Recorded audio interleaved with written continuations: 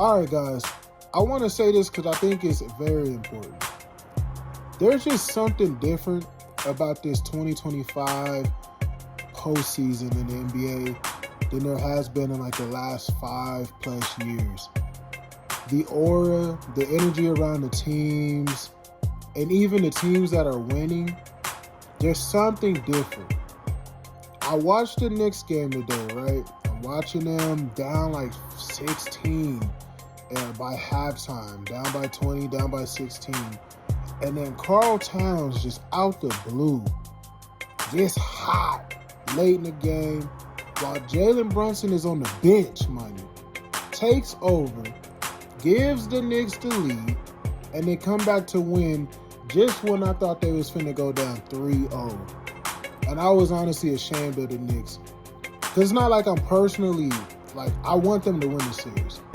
But it's honestly just because it's time for New York to do something. You get me? Like, it's been too long. Indiana is Indiana. Like, let's get New York something. With that being said, though, one thing I can always say about Karl Towns, he is that guy that, like, when you expect greatness from him, it's not happening. But when everything's down, you feel me, on the low, and you just think everything's over, he can come out of the blue without no expectations, of course, and just dominate like the number one pick he was picked to be. Remember, he used to always get picked as the person that all GMs would build around. Like, he was getting picked for that for like 5 years straight. They would build a team around Karl-Anthony Towns. He was like number one.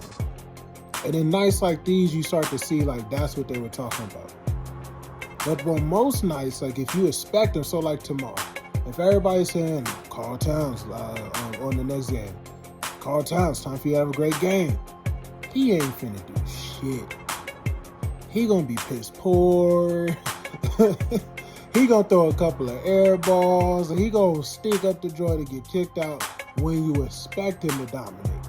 But when you don't expect him to dominate, right? When you don't expect nothing from him, low expectations, he can pop up and show you. But it's like, when I get down to this postseason, man, what I'm realizing is like, this is the first, at least in my opinion, and please let me know what you think in the comment section. This feels like the first offseason where the NBA itself is sitting there and they're like, you know what? I think we don't need LeBron James anymore. I think we don't need LeBron anymore. I think we can actually move off this guy and we will be all right. Now that writing's been on the wall for like the last 5+ seasons, right? It's been obvious to anybody who actually watches Laker games. But it just seems like the NBA has this stranglehold on marketing and promoting LeBron. None of the young players matter. They never did. The Oklahoma City Thunder won 68 games this season.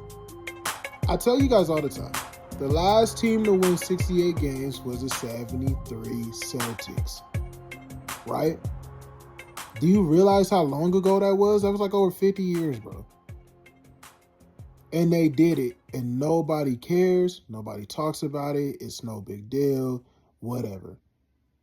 And side note, I know they got blown out by the Timberwolves the other game, but I expect them to easily win this series because I just think that they're just a better team. And to be honest with you, no hate on the Timberwolves. Glad they got to the Western Conference Finals. I kind of think they're frauds, though. When you look at the last 2 rounds, and it's not necessarily their fault, but they played the Lakers. The Lakers have been frauds, been charlatans. They're not really a real team. They played the Warriors, but Steph Curry gets hurt. They kind of easily walked their way in here because, to be honest with you, I think the Warriors would have won that in 5 or 6 had Steph Curry not gotten hurt. But it is what it is. I just don't think that the Timberwolves can win this series. But I am enjoying watching these young teams play, watching these young teams hustle. And what I hear a lot, which kind of irritates me, is that you hear these people saying the league can finally move on from LeBron, KD, and Steph. Newsflash, guys. The reason why I hate why the mainstream media says that crap is because they've been moved off Kevin Durant, bro. Kevin Durant is like, let's no disrespect to him, bro, but he has not been relevant since that first season with the Brooklyn Nets. He's done. He's cooked. He's a guy you trade for, but nothing's really going to come from it because he thinks he can build a team full of dribble hoopers who play no defense, and it's just not happening. He doesn't want nobody to build a team around him. He wants to build a team, and he's not a leader. Kevin Durant's been done. Nobody really seriously talks about Kevin Durant when they have conversations about who's going to win the championship, and they have it for like 3 to 4 years now. So let's stop acting like Kevin Durant's a part of that. Let's be honest.